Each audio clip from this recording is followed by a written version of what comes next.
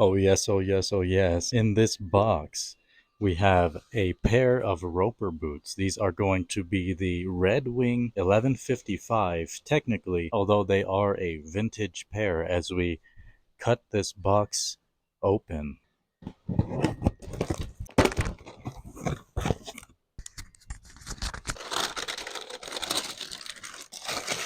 This was purchased off of eBay, which I typically do with a lot of stuff. Check out the links in the description below.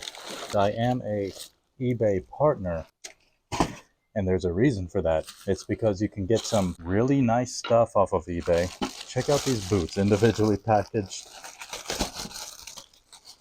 You can tell when a seller uses stuff like this, they're doing it like at least semi-professionally because they're investing in the packaging. And in my opinion, when it comes to packaging, a lot of the time, it really does matter, although less so when it comes to eBay stuff and you're buying secondhand, of course. But when it comes to like companies that package their stuff well and you're buying directly from the company, that's always really nice. Just like these boots are really nice. Check that out. I love the heel.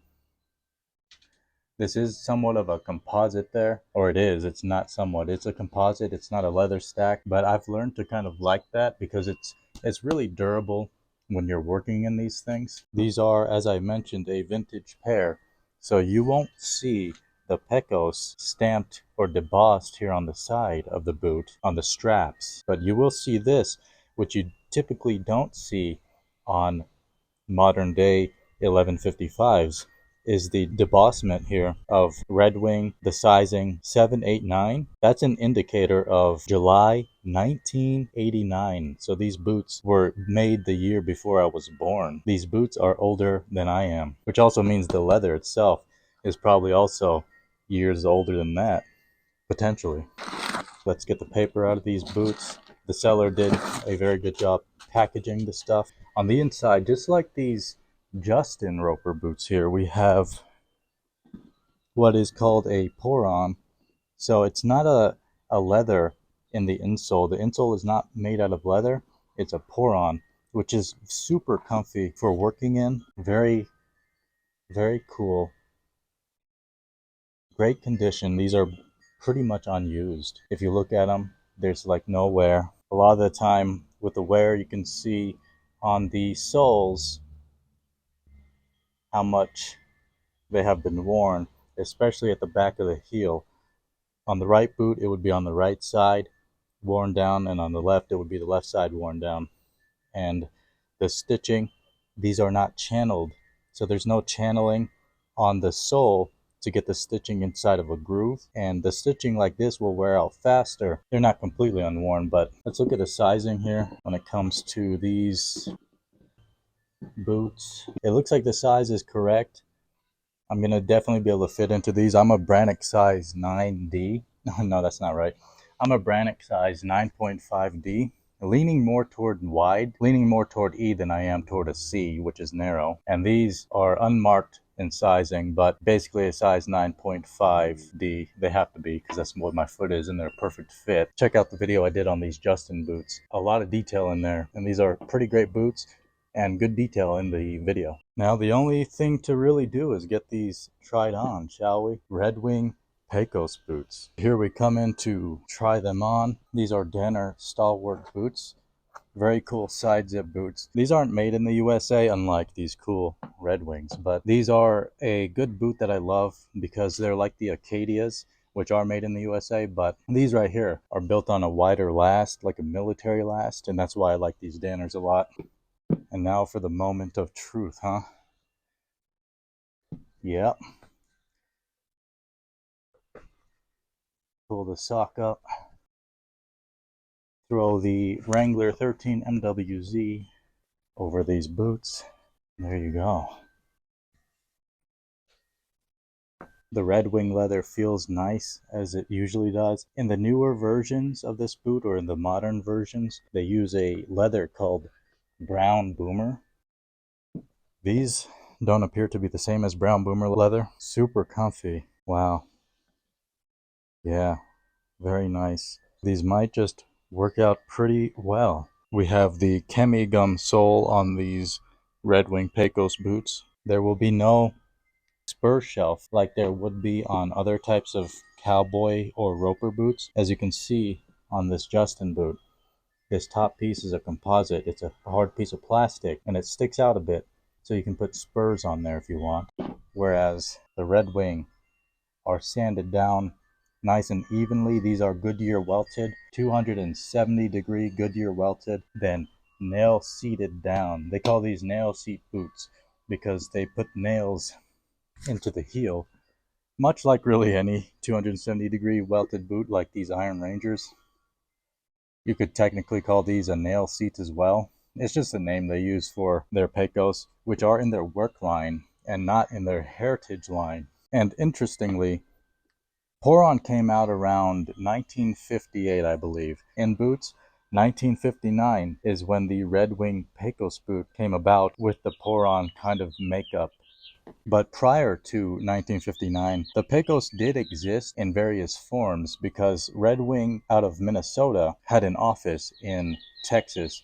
I believe it might have been Dallas, Texas. So around that time in 1923 is when Red Wing decided, you know what, we're in Texas and we need a boot for Texans. We need a proper cowboy type boot. So they decided to make some ropers, and here we have it. The Red Wing 1155 Pecos roper boot. They have some more elaborate cowboy boots, like legitimate cowboy boots as well. But for me, my style is definitely more so like Roper's heritage style type boots.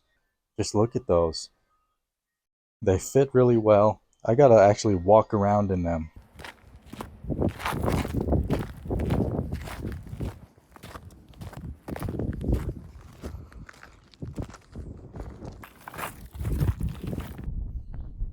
The Pecos, these are amazing. I've been loving them.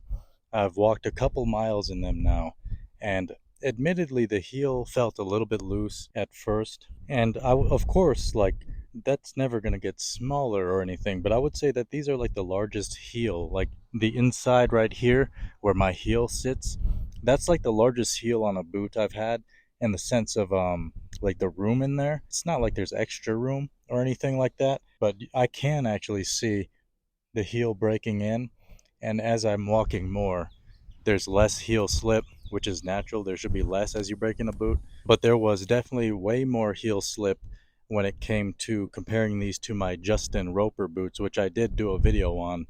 And but now I've been walking in these, and they are really nice. They're really nice to walk in. The heel itself, the kind of dogger style heel, logger, I'm not sure what you would call that, that cowboy style heel, I really enjoy walking on. They're great for walking. The rest of the boot, I would say, is definitely the right fit.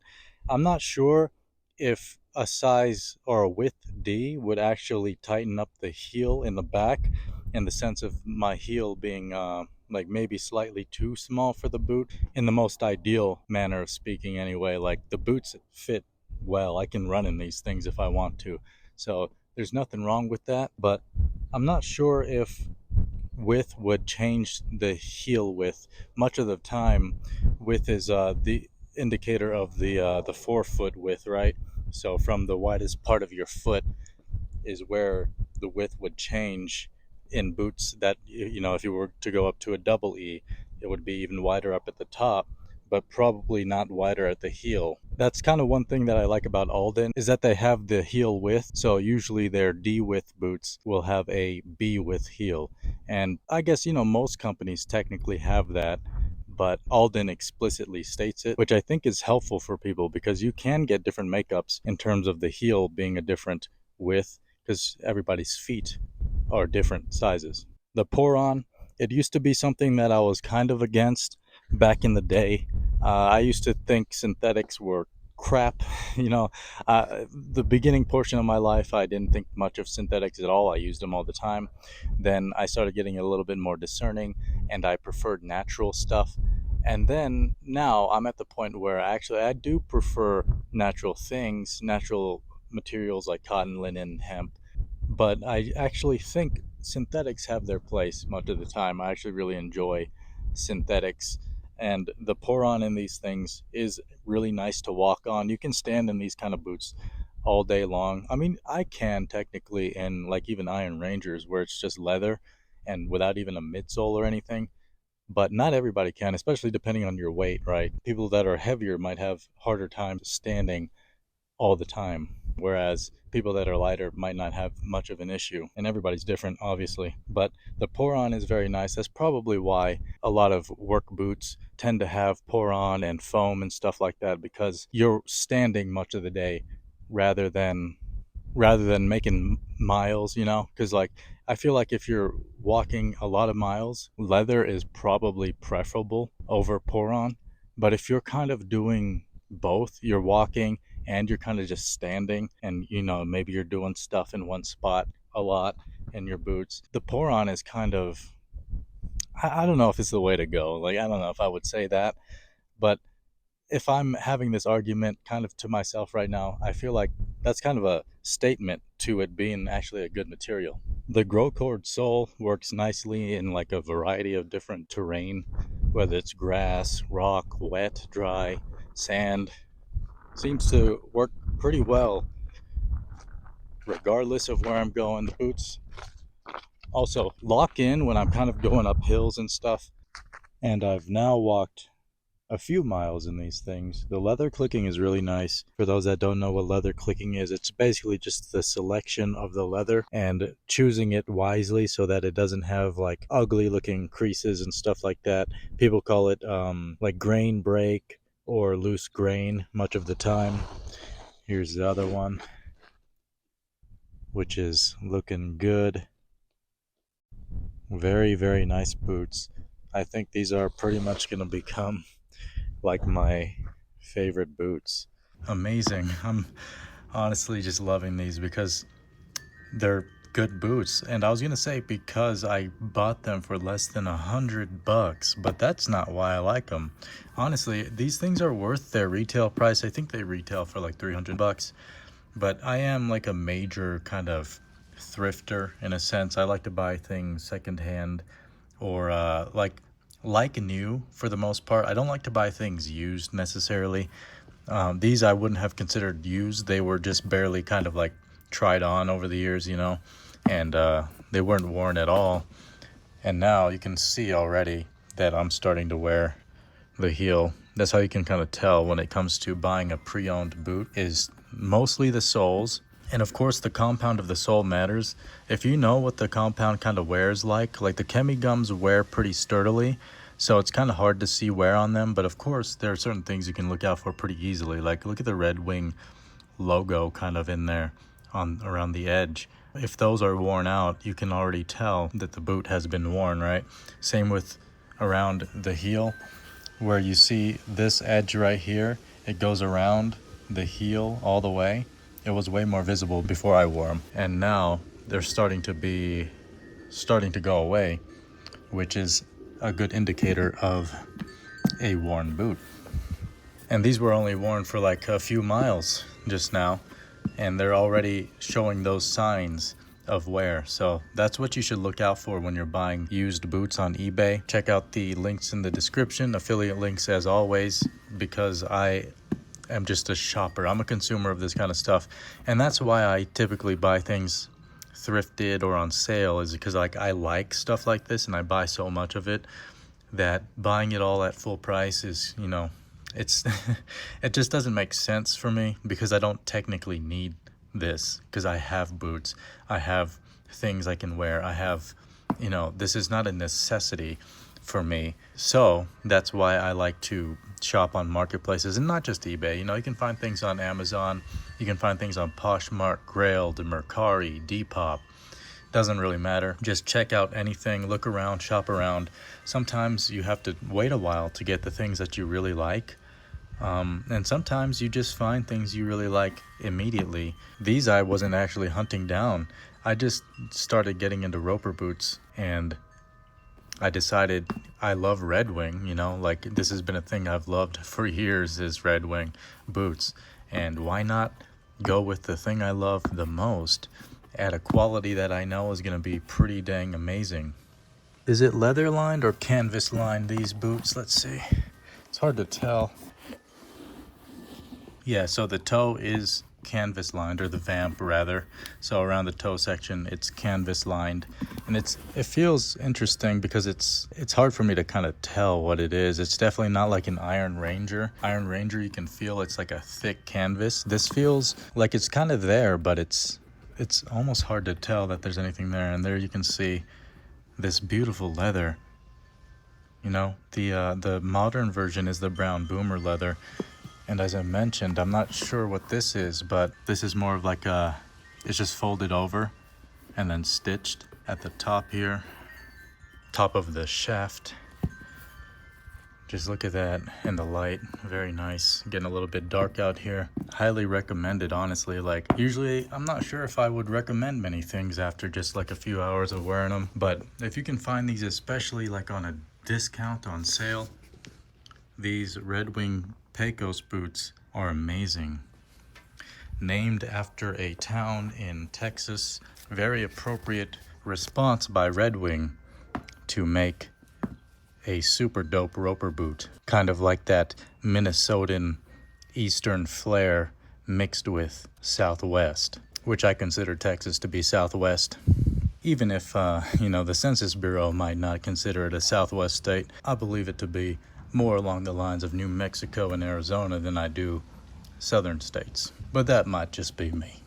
And one of the most important things about boots, buying them secondhand, especially if they do have a little bit of wear. So let's say you're looking at a boot and you're okay with the amount of wear that you saw on the soles or something like that, right? It's a little bit worn, or maybe it's very worn. I don't know. It depends on whatever you decide you like. But the thing is, the point I'm trying to make here is that boots with Poron in them, like roper boots, modern day kind of roper boots with Poron in them, like these Justin boots or these Red Wing Pecos boots, there is not going to be any kind of footbed impression, right? Because if the boot isn't made with a leather insole, the toes are not going to be impressed into the boot.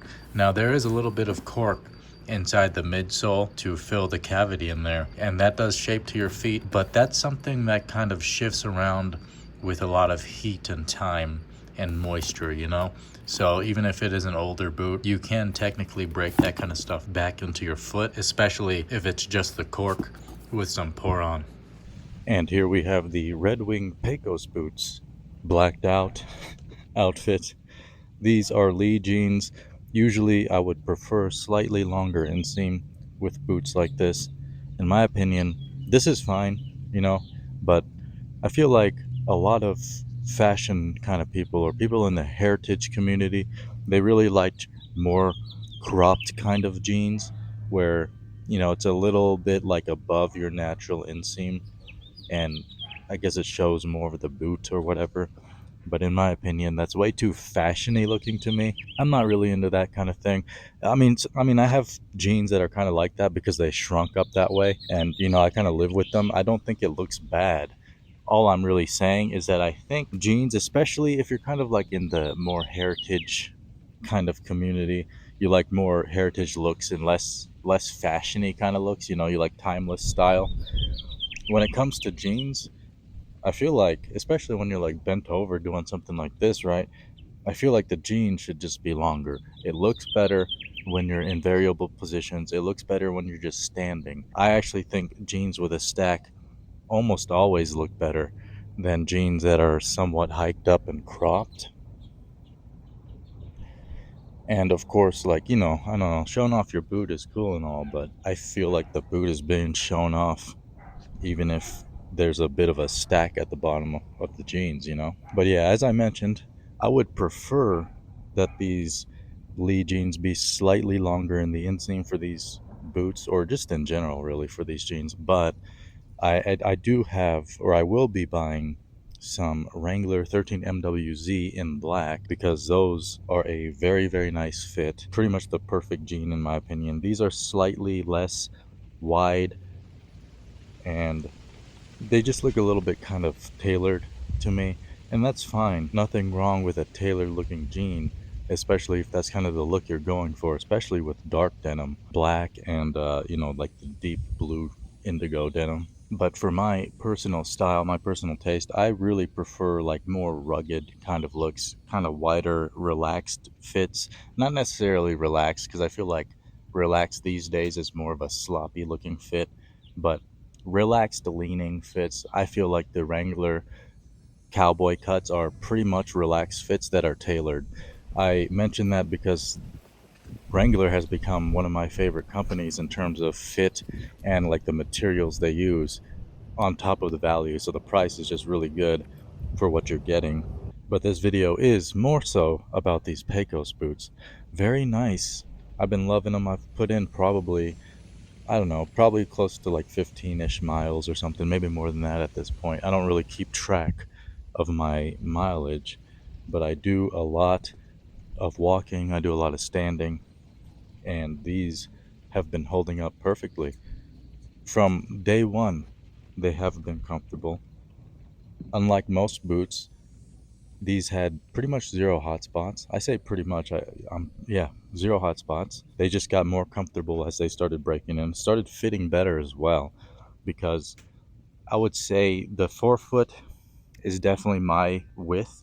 So this 9E is my size. The length is my size. I'm a 9.5 on the Brannick, and the width is my size.